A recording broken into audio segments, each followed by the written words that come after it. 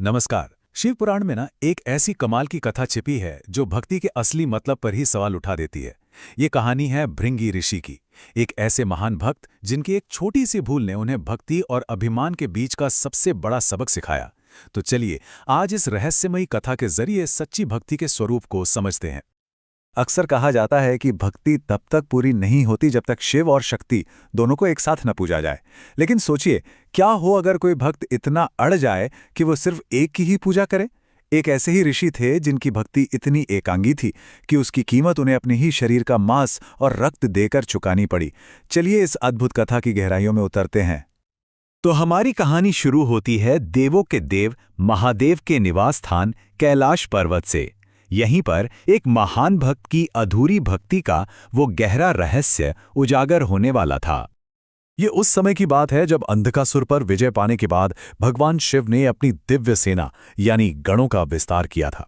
और देखिए, ये गण कोई साधारण सैनिक नहीं थे, बल्कि वो दिव्य शक्तियां हैं जो ब्रह्मांड में शिव की इच्छा को असलियत में बदलते हैं। इस सेना में भैरव, प्रेतगण और गंधर्वों जैसे शक्तिशाली प्राणियों को भी शामिल किया गया।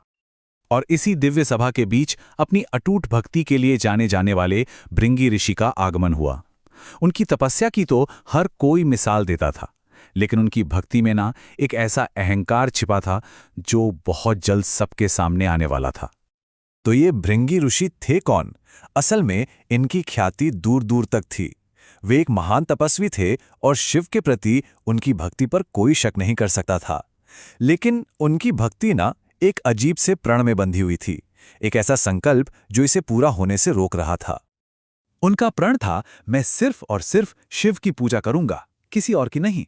लेकिन इस प्रण के चक्कर में वो ब्रह्मांड के सबसे बड़े सच को नकार रहे थे कि शिव और शक्ति अलग नहीं हैं, वो अविभाज्य हैं, एक ही सिक्के के दो पहलू।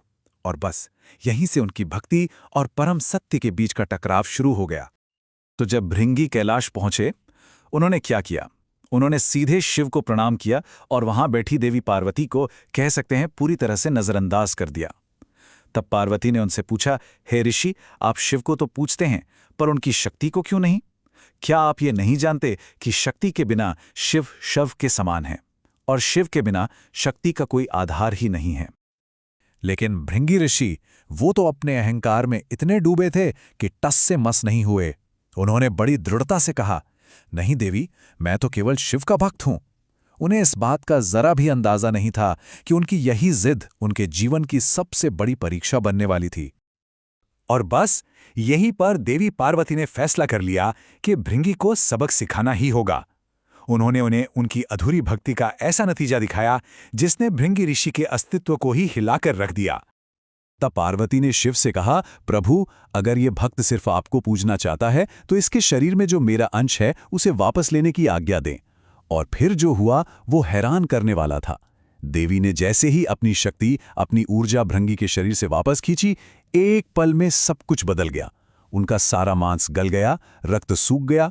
देखते ही देखते में सिर्फ हड्डियों का एक कांपता हुआ ढांचा रह गया जो अपने पैरों पर खड़ा भी नहीं हो पा रहा था। तब करुणा के सागर शिव ने उन्हें सहारा देने के लिए एक तीसरा पैर दिया। ये कोई साधारण सबक नहीं था, एक ऐसा ज्ञान था जो किसी शास्त्र या उपदेश से नहीं मिल सकता था। इस अनुभव के बाद भृंगी ऋषि की भक्ति ने एक नया रूप लिया, और इस बार एक संपूर्ण रूप।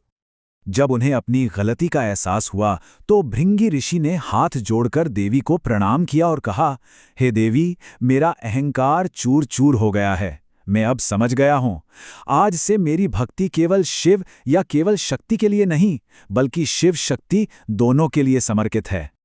तो भृंगी की ये कहानी हमें एक बहुत सीधा और गहरा सबक सिखाती है। सच्ची भक्ति कभी भी टुकड़ों में नहीं होती। वो किसी एक हिस्से को नहीं, बल्कि संपूर्णता को, पूरे को अपनाने का नाम है। आखिर में ये कहानी हमें सिर्फ भक्ति का ही नहीं, बल्कि संतुलन के उस सबसे बड़े ज्ञान का रास्ता दिखाती है जिस पर ये पूरी सृष्टि, ये पूरा ब्रह्मांड टिका हुआ है। तो इस पूरी कहानी का सार क्या है?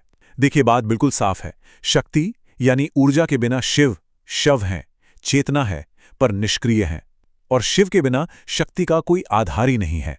भक्ति तभी पूरी होती है जब इन दोनों का बराबर सम्मान हो। ये कहानी सिर्फ एक कथा नहीं, बल्कि संतुलन, विनम्रता और गहरे ज्ञान का एक बहुत बड़ा प्रतीक है। और आखिर में ये कथा हमें एक बहुत गहरे सवाल के साथ छोड़ जाती है कि क्या सच में अभिमान ही भक्ति का सबसे बड़ा दुश्मन है।